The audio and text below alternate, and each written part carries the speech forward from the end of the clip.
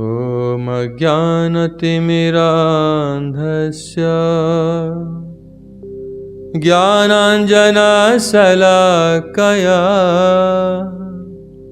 चक्षुरुन्मीलितं येन तस्मै श्रीगुरवे नमः। गुरवे गौरचन्द्राय राधिकायै कृष्णाय कृष्णभक्ताय तद्भक्ताय नमो नमः।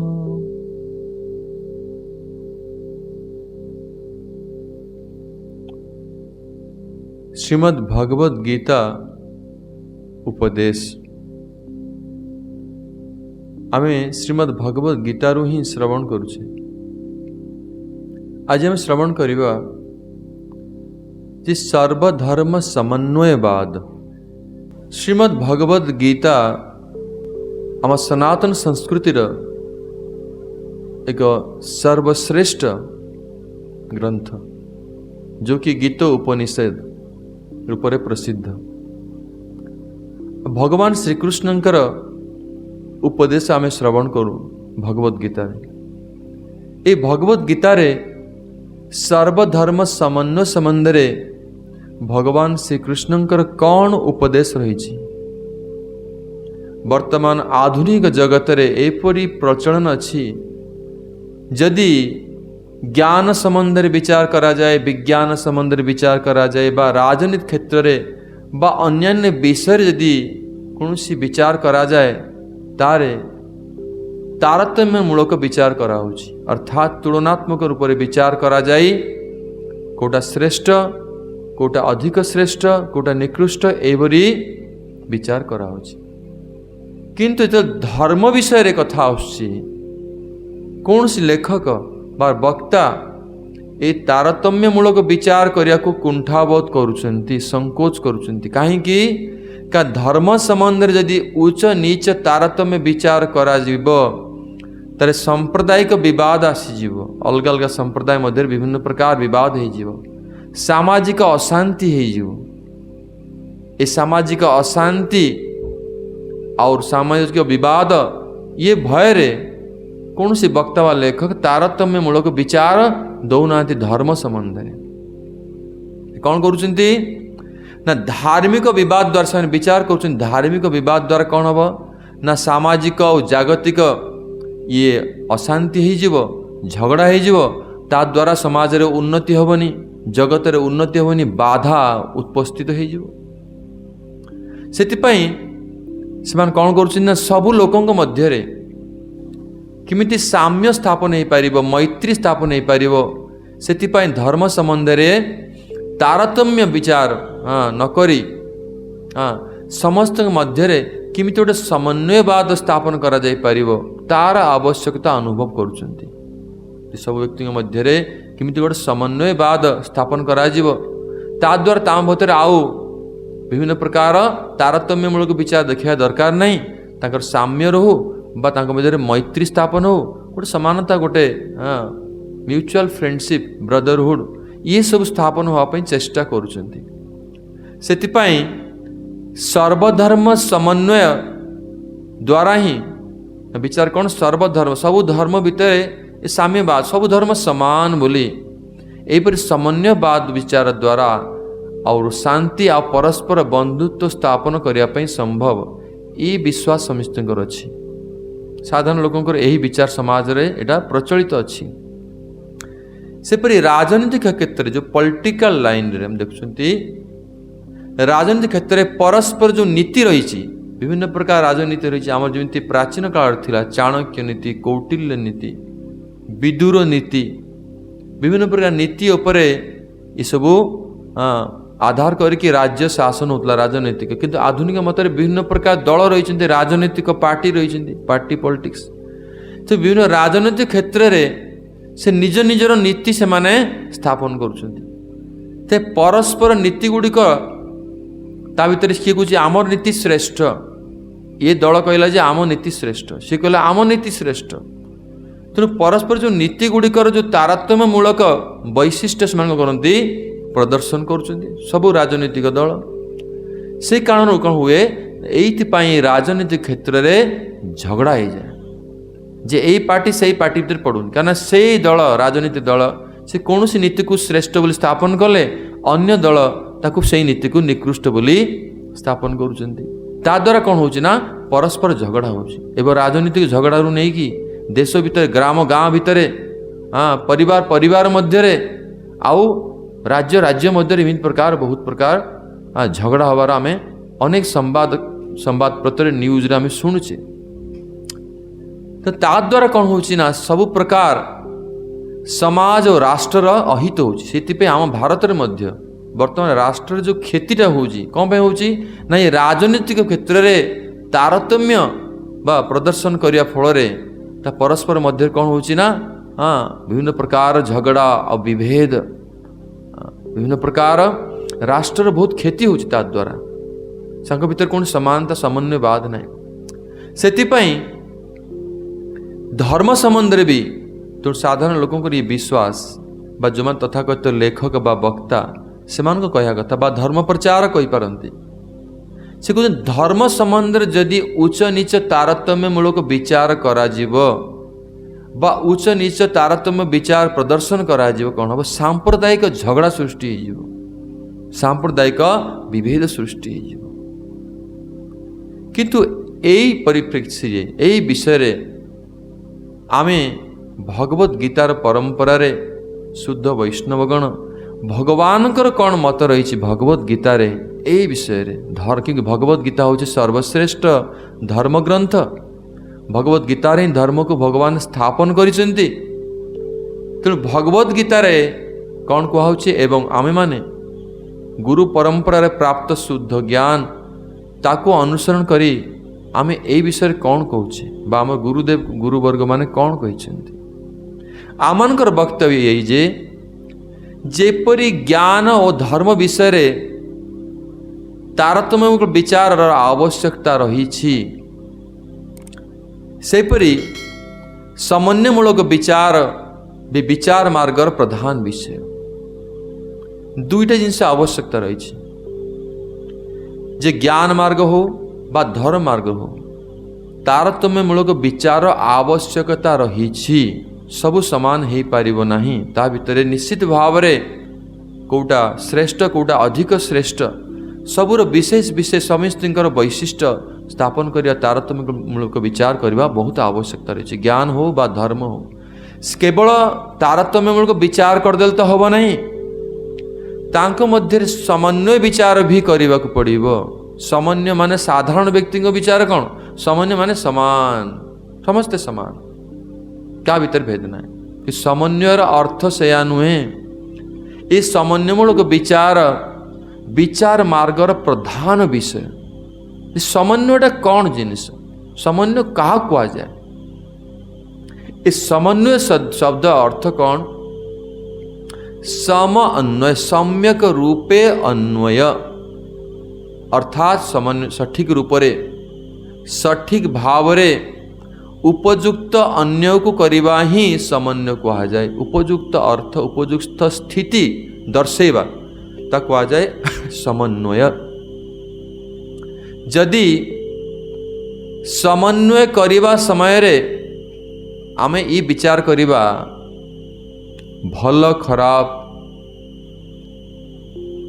ଚେତନ ଅଚେତନ, ବା କେଉଁଟା ହୀରା କେଉଁଟା ଅଙ୍ଗାର ବା କୋଇଲା, କିଏ ଚୋର କିଏ ସାଧୁ, ଯେ ସମସ୍ତଙ୍କୁ ଆମେ ଏକ କରିଦେବା ତାହେଲେ ତ ବଡ଼ ଅନର୍ଥ ହେଇଯିବ। ତେଣୁ ସମନ୍ୱୟ ବା ସମୟରେ ଆମେ ଏମିତି ଚିନ୍ତା କରିବା କଥା ନାହିଁ ସମସ୍ତେ ଏଠି ସମାନ, ସେ ଚୋର ହେଇଥାଉ ସେ ସାଧୁ ହେଇଥାଉ, ଇଏ ଚେତନ ହେଇଥାଉ ବା ଅଚେତନ ହେଇଥାଉ, ବା ଗୋଟେ ହୀରା ହେଇଥାଉ ବା ଗୋଟେ କୋଇଲା ହେଇଥାଉ ବା ଅଙ୍ଗାର ହେଇଥାଉ, ସବୁ ସମାନ କି। କିନ୍ତୁ ସାଧାରଣ କ'ଣ କରନ୍ତି ନା ସମନ୍ୱୟ ଅର୍ଥରେ ସମସ୍ତଙ୍କୁ ସମାନ କରିକି ଉପସ୍ଥାପନ କରନ୍ତି। ଯଦି ଏମିତି କରାଯିବ ତାହେଲେ ବହୁତ କ୍ଷତି ହେଇଯିବ ଧର୍ମ ମାର୍ଗରେ, ପରମାର୍ଥ ମାର୍ଗରେ। ସେଥିପାଇଁ एथिरे एइटा जदि करागला ताले वास्तविक विचार किछि आउ रहिला नाही। सेतिपई एइटा तो अज्ञानता हे गला। एई प्रकार समन्वयता अर्थ पूर्ण रूप रे अज्ञानता। तो वास्तविक समन्वय ने सम्यक रूपे अन्वय अर्थात सठिक भाव रे से विषय वस्तु को बा से व्यक्ति विशेष को उपयुक्त स्थान रे उपस्थापन करिबा, उपयुक्त स्थान निर्देश करिबा, दर्शाइबा, पोजिशन टाକୁ देखै दवा, सेटा होची वास्तविक समन्वयवाद। जदि वाक्य रे समन्वय करिया को हुए, जदि आमे व्याकरण देखिबा, संस्कृत व्याकरण रहिछि, सब भाषा रे व्याकरण रहिछि, कर्ता कर्म क्रिया पद रहिछि, कर्ता रहिछि, कर्म क्रिया पद रहिछि। जदि आमे गोटे वाक्य रे सेंटेंस भितरे समन्वय करिया को कहा जाए, ता अर्थ होछि कर्ता कर्ता स्थान रे रहिबो, कर्म कर्म स्थान रे रहिबो, क्रिया क्रिया स्थान रे रहिबो। जदि आमे उपयुक्त स्थान रे से पद को विन्यास करिया पड़िबो, से पद को रखिबा पड़िबो उपयुक्त स्थान रे। जदि कर्ता स्थान रे आमे क्रिया रखिदेबा, क्रिया स्थान रे कर्म को रखिदेबा, यदि एई भली पद को आमे इ करिबा, त से वास्तवे से समन्वय हबन, अन्वय भूल हेइ जिवो। त समन्वय किपरि करा जिवो? यथार्थ समन्वय यदि आमे न करि जानिबा, यथार्थ समन्वय अर्थ होची उपयुक्त स्थान रे कर्ता कर्म क्रिया को स्थापन करिबा। यथार्थ समन्वय बदल रे यदि गुण आउ दोष, योग्यता अयोग्यता विचार न करी समस्त को एक आसन रे बसई दबा, सब समान कर दबा, योग्यता अयोग्य विचार कले नहीं, गुण दोष विचार कले सब एक आसन रे बसई देता, वास्तविक समन्वय नुहे। किंतु समन्वयवादटा कहीं कुआ होची? कारण अधिकांश प्रचारक माने तथा कथित भगवत गीता बा धर्मर जो माने शिक्षक बा वक्ता बा लेखक, एमाने समन्वयवाद को पर विशेष प्राधान्य दौरान, कारण लोक असंतुष्ट ना हो जातु। जे लोक असंतुष्ट हो जाए, अनुगामी फलोयर आसबेनी, पैसा आसबेनी, प्रचार हेनी, से समन्वय करने को चेष्टा करुछन्ति। कई असंतुष्ट हो न जातु, एथिपाई जेकोसी मते समस्त को संतुष्ट करने पड़ो। से जेकोसी लोक गुण दोष विचार अयोग्य विचार न करी, बा भगवान को शिक्षाटा को आउ प्रॉपर्ली ठीक बार उपस्थापन न करी, एभली भाव उपस्थापन करा दरकार जे कि देखा बेले सब समान, सब धर्म समान, सब जिन ठीक, कि वास्तव में एटा ठीक नुहे। इंग्लिश रे कुआ होची, इंग्लिश भाषा रे to please everybody is to please nobody. जो व्यक्ति समस्त को संतुष्ट करे चाहे से कहा को संतुष्ट करि परिबो नाही। तो तथाकथित समन्वयवादी लोके कौन करती? गीतार जो उपदिष्ट भगवान जो उपदेश कर्म ज्ञान एवं भक्ति, ये सबू को एक बोली कही प्रयास करते, सबुरा समान, तो से कर्म हो ज्ञान हो भक्ति सबू समान। किंतु भगवान गीतार वास्तविक कौन कहते? भगवान गीतार स्पष्ट रूपे कहते जे कर्म ठारू ज्ञान श्रेष्ठ, आउ ज्ञान ठारू योग श्रेष्ठ, एवं योग ठारू भक्ति श्रेष्ठ। अर्थात क्रमश भगवान कर्म ठारू ज्ञानर श्रेष्ठता, ज्ञान ठारू योगर श्रेष्ठता एवं योग ठारू भक्तिर श्रेष्ठता, अर्थात भक्ति होची सर्वोपरि श्रेष्ठ बोली स्थापन करुछन, प्रतिपादन करुछन भगवान। साधारण भाव जो माने मायाबद्ध जीव, मायामुग्ध जीव, से सत्कर्मर व्यवस्था रही भगवत गीतार उपदेश अनुजाई, एवं तार आहरी उपरे जाउटी ऊपर स्तर अच्छे से निष्काम भगवत अर्पित कर्म, अर्थात निष्काम भाव में भगवान को अर्पण करी से कर्म करने को व्यवस्था रही। और ताठू उन्नत है तत्व ज्ञान अधिकारी, ताठू उन्नत जो व्यक्ति तत्व ज्ञान अधिकारी, एवं परिशेष रे जो मैंने आहरी उन्नत स्तर रे से भगवत भक्ति ही श्रेष्ठ बोली कहगला। भगवान तारतम्य मूलक विचार करिसेंती। तो भक्ति ही भगवत गीतार चरम प्रतिपाद्य वस्तु भगवान एक स्थापन करुचंती। ତେଣୁ ଭଗବତ ଗୀତା ଅନୁଯାୟୀ ଇଏ ଭଗବତ ଗୀତାରେ ହିଁ ବାସ୍ତବିକ ସମନ୍ୱୟ ଅର୍ଥାତ୍ ଉପଯୁକ୍ତ କର୍ତ୍ତା କର୍ମ ଜ୍ଞାନ ଯୋଗ ଭକ୍ତିକୁ ପ୍ରପର ଉପଯୁକ୍ତ ସ୍ଥାନରେ ଉପସ୍ଥାପନ କରାଯାଇଛି। ଭଗବାନ ନିଜେ ସମନ୍ୱୟବାଦ ସ୍ଥାପନ କରିଛନ୍ତି। ଇଏ ହେଉଛି ବାସ୍ତବିକ ସମନ୍ୱୟବାଦ। ତେଣୁ ଗୀତାରେ ଭଗବାନ ଏହି ସମନ୍ୱୟବାଦ କୁ ସ୍ଥାପନ କରିଛନ୍ତି ବା ପ୍ରତିପାଦନ କରିଛନ୍ତି। କିନ୍ତୁ ତଥାକଥିତ ଯେଉଁମାନେ ଲେଖକ ବା ବକ୍ତା କ'ଣ କରୁଛନ୍ତି ନା ଭଗବାନଙ୍କ ଦ୍ୱାରା କଥିତ ଯେଉଁ ବିଜ୍ଞାନ ସମ୍ମତ ସାଇଣ୍ଟିଫିକ ଭଗବାନ ଯେଉଁ ପ୍ରେଜେଣ୍ଟ କରିଛନ୍ତି ଭଗବତ ଗୀତା ସେ ହେଉଛି ସାଇଣ୍ଟିଫିକ। ଇଏ ବିଜ୍ଞାନ ସମ୍ମତ ତାରତମ୍ୟମୂଳକ ବିଚାର କରିକି କେଉଁଟା ତାରତମ୍ୟ କରାହେଇଛି ମାନେ କମ୍ପେୟାର କରି ତୁଳନା କରାହେଇଛି।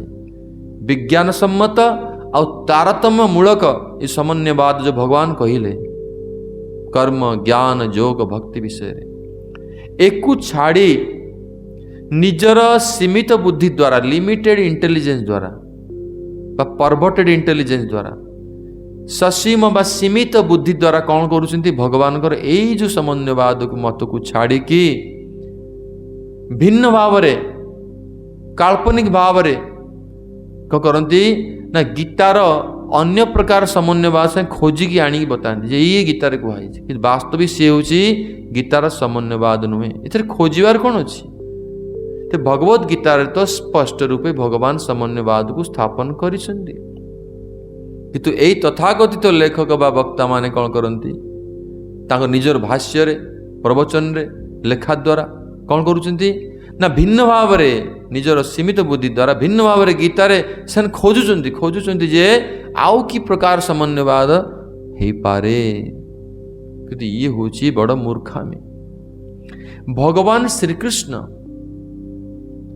ସ୍ୱୟଂ ପରତତ୍ଵ ନିର୍ଣ୍ଣୟରେ କିଏ ପରତତ୍ଵ ସର୍ବଶ୍ରେଷ୍ଠ ତତ୍ଵ ବା କିଏ ହେଲେ ଭଗବାନ ଯେ ପରତତ୍ଵ ନିର୍ଣ୍ଣୟରେ ବି ଭଗବାନ କୃଷ୍ଣ ନିଜେ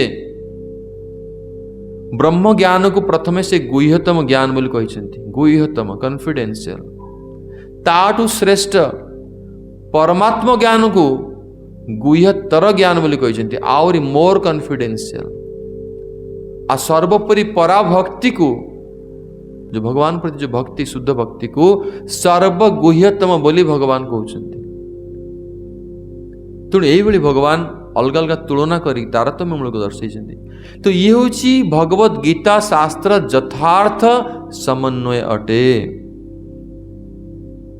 किंतु वर्तमान लोक मध्य कन्फ्यूजन जे ये विवाद हो धर्म संकट हो ये विभिन्न प्रकार काल्पनिक निजर प्रतिष्ठा लाभ भय सामाजिक से चेष्टा करुँच निजक निजे काल्पनिक व्याख्या करने भाष्य बुझापी कि वास्तव में भगवत गीता को बुझा किमी कहीं व्यक्ति भगवत गीतार भगवान जो द्वारा स्थापित जो समन्वयवाद को बुझी पारना कहीं बुझी पारना गीता को बुझा किपरि किसी व्यक्ति चेष्टा करते जड़ विद्या द्वारा बुझापी निजर जो एकाडेमिक क्वालिफिकेशन रही बीए एमए पीएचडी कर अनेक ज्ञान अर्जन कर सर्टिफिकेट अर्जन कर स्कूल कॉलेज जो विद्या पढ़ी जड़ विद्या द्वारा चेष्टा कर जानापी जोटा कि व्यर्थ केवे बुझीपार ना भगवत गीता जड़ विद्या द्वारा जड़ ज्ञान द्वारा चेष्टा कर तर्क द्वारा लॉजिक द्वारा जड़ बुद्धि द्वारा चेष्टा करुँच भगवत गीता को केवे यही बाटरे बुझी पार ना। ये भगवत गीता है अतीत ये जड़ विद्या ज्ञान तर्क बुद्धि अनेक से अतीत और श्रेष्ठ अप्राकृत से अप्राकृत राज्यर संदेश किमी बुझी पार से जो भगवत गीता अप्राकृत निजर दाम्भिकता निजर इगो हम श्रेष्ठ मु बहुत श्रेष्ठ मोर बहुत शक्ति रही मु जने शूरवीर मु जने पंडित किंतु भगवत गीता पाखरे दाम्भिकता शूरवीरता पांडित्य पहुंची पारे नहीं। एकमात्र शरणागति भगवान पूर्ण कृपा द्वारा ही भगवत गीता को बुझी पारिबो। ये सब योग्यता द्वारा बुझी पारिबो नहीं। तर्क द्वारा बुद्धि द्वारा जड़ ज्ञान विद्या पांडित्य बुझी पारिबो नहीं। दाम्भिकता द्वारा बुझी पारिबो नहीं। से मुंडक उपनिषद 3 नंबर 3 श्लोक कहगला मुंडक उपनिषद नायमात्मा प्रवचनेन लभ्य न मधया न बहु न श्रुतेन वा जमय वैश वृणुते तेन लभ्यस्त शेष आत्मा विवृणुते तनुम स्वाम। कि ये प्रवचन द्वारा मेधा द्वारा ज्ञान द्वारा जड़ बुद्धि द्वारा केवे बुझीपार ना अप्राकृत विषय वस्तु जो भगवद गीता मुंडक उपनिषद कहगला। यदि भगवान के पास शरणागति हम प्रपन्न हम तांकर कृपालब्ध हम तेबे तुम बुझीपार ईश्वरीर कृपाले हिया से जारे सही से ईश्वर तत्व जानिबारे पारे से कथा को भगवान निजे स्वयं निज मुखरे भगवत गीतारे कहउछन्ति 10म अध्याय 10म नंबर श्लोक रे तेसाम सतत युक्तानां भजतां प्रीतिपूर्वकं ददामि बुद्धि योगं तम जेन मां उपजान्ति ते। जे सतत युक्त ही कृष्ण ठारे भगवान ठारे तांकर सेवा बा तांकर भजन करुछि प्रीति सहित सेवा करुछि बा प्रीति सहित भजन करुछि ताको भगवान कृपा करिकि सेपरि शुद्ध बुद्धि प्रदान करन्ति जद्वारा कि सी भगवत गीतार वास्तविक अर्थ को बुझी पारिबो। सेही व्यक्ति बुझी पारिबो जे गीता शास्त्र यथार्थ समन्वय कौन अर्थात प्रॉपर पोजीशन कर्म कौन ज्ञान कौन भक्तिर स्तर कोठी सब बुझी पारिबो। ना कि तथाकथित जो सामाजिक व्यक्ति समाजवादी व्यक्ति राजनैतिक व्यक्ति बा अर्थनैतिक प्राधान्यता व्यक्ति तथाकथित जो धर्म प्रचारक गण एमाने समन्वयवाद नारे असमन्वयवाद करुचंती मूर्खामी प्रदर्शन करुचंती एवं वास्तविक सत्य को न जणी समाज लोकों को विपदगामी करुचंती। या द्वारा कौन वास्तविक स्थापन शांति स्थापन करिपारिबे तांकर जो कल्पना जे लोक असंतुष्ट हो जिवे समाज रे शांति स्थापन नहीं पारिबो नहीं सांप्रदायिक झगड़ा हो जिवो ये सब तांकर निजर कल्पना। वास्तविक ज्ञान द्वारा वास्तविक समन्वय द्वारा केवल ये सब हब नहीं एवं वास्तविक शांति स्थापन हो पारिबो भगवत कृपा रे समग्र समाज रे शांति स्थापन हो पारिबो धर्म स्थापन हो पारिबो और लोक माने वास्तविक शांतिर मार्ग रे धर्म मार्ग रे अनुप्राणित ही जीवन रे पराभक्ति लाभ करिवे। ये होची भगवत गीता रे भगवान द्वारा कहा जाइतिबा समन्वयवाद विचार। आज आमे एति कही मु निजर वक्तव्य को एठी विराम दउछि। आगामी दिन रे अन्य विषय वस्तु परे भगवत गीता रो आमे श्रवण करिबा। जय ग्रंथराज भगवत गीता की जय। जय श्री रूपानुग गौड़ीय गुरु वर्ग की जय। समागत भक्त वृंद की जय। निताय गौर प्रेमानंदे हरि हरि बोल। हरे कृष्ण कृष्ण कृष्ण हरे हरे हरे राम राम राम हरे